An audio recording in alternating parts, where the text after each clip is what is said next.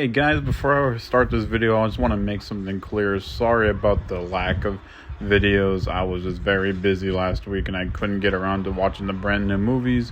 But now, recently, I've done a little bit of a double feature at the cinema. So now I'm coming at you with a double upload.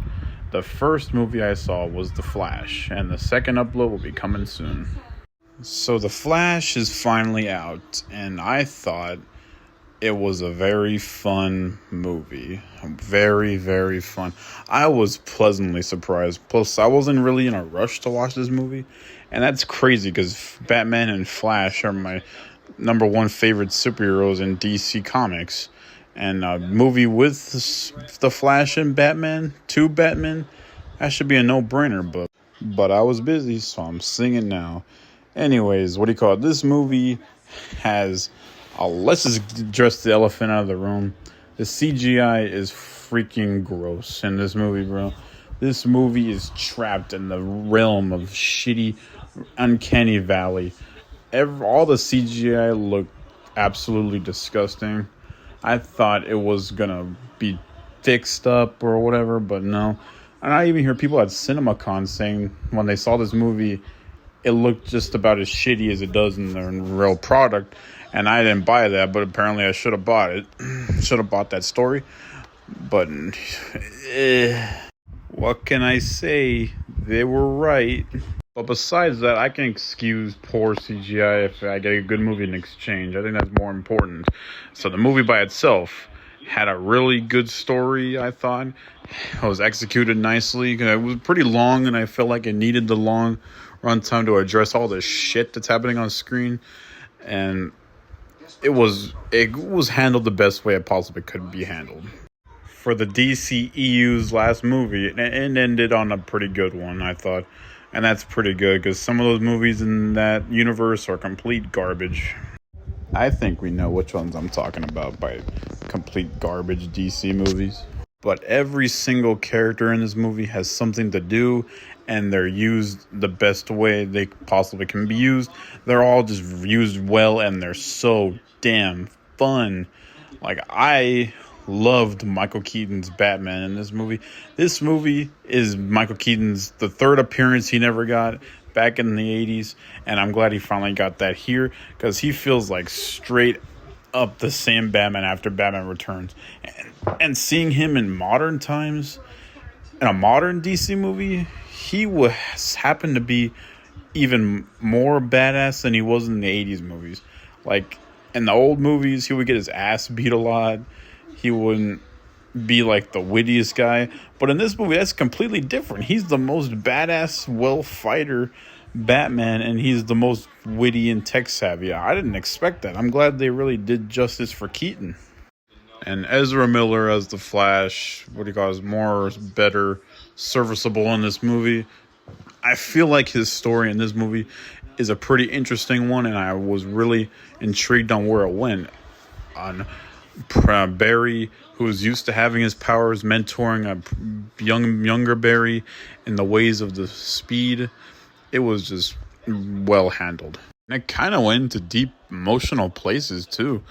Like, there's a scene in this movie where a Barry, seasoned Barry, the Barry we're used to seeing, snaps at younger Barry and pretty much gives this guy a reality check and says that he's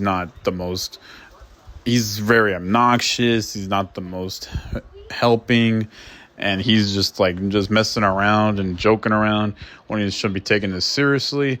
And then the young Barry finally reaches out and says that, yeah, I understand I'm annoying and I can't be obnoxious, but I'm being the best person I can be, especially with these new powers. It's very obvious they're adapting a piece of the Flashpoint story. If you expect this to be like a 100% an adaptation in live action of the Flashpoint paradox, that's not really what's happening here. It's just a piece into the movie that they're adapting. It's not the whole agenda, but the basic premise is the same. And yes, this movie has a lot of cameos. Some will put a smile on your face. Some will be like, what the fuck is this dude even doing here? And also, what do you call it? I know this is a multiverse movie, but it's not really a fan service. Well, it is. It has fan service, but it's fan service that's handled well. It's not just fan service for the sake of putting it there just because it's a multiverse summer blockbuster. No, we've gotten that too much already, and when it's not earned, it just feels weird.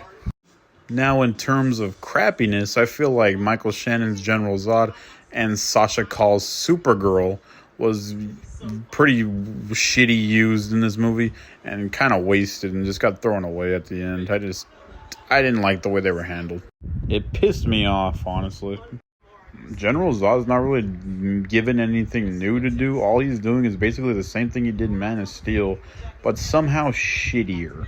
It's just changed from Kal-El to Kara Zor-El, and it's just no, like they didn't really do it that well.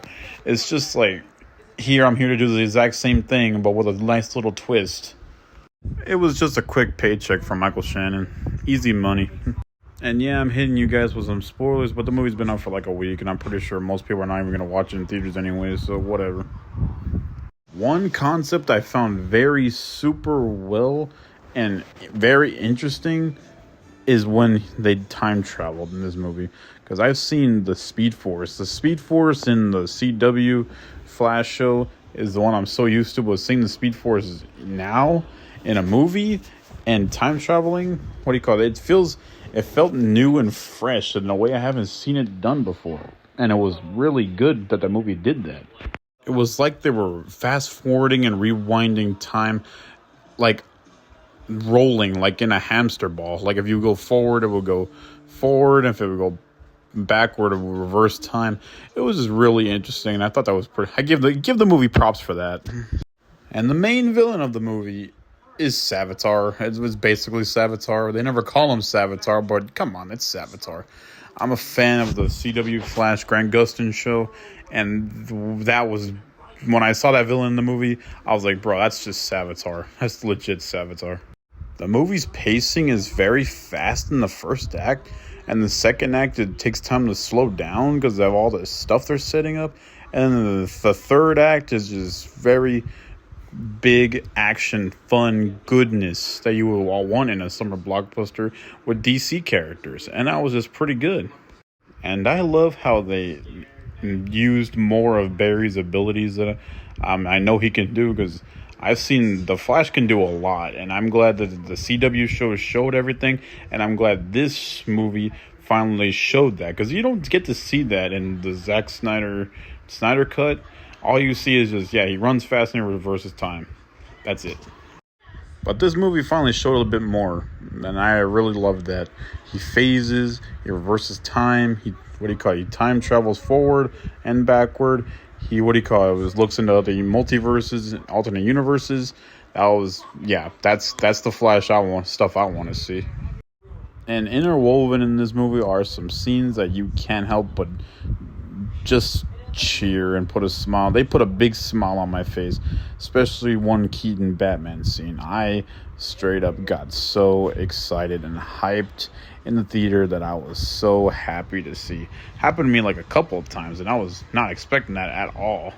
The movie's ending really caught me, and I was like, wow, that is cinematic blue balls right there. They did that cliffhanger, and I know for a fact we're not going to see this movie get a sequel. It's not going nowhere. It's not even performing well at the box office, and that's a giant red flag. Hey, but at least they finally ended the DCEU. Now I'm ready for the brand new DCU. Very excited to see where they can go with it. Another thing that should have happened, that Grant Gustin should have at least had a damn cameo in the movie. He is the Flash. I prefer his Flash way more than this one. And he is just like, you make room for that shit, man. Come on. If Ezra's ass can cameo in the show, you could definitely get Grant Gustin in the movie. Hopefully Grant Gustin can return as the Flash in a brand new movie. That would be fucking awesome. So guys, I really like the Flash. I'm giving it a 7 out of 10.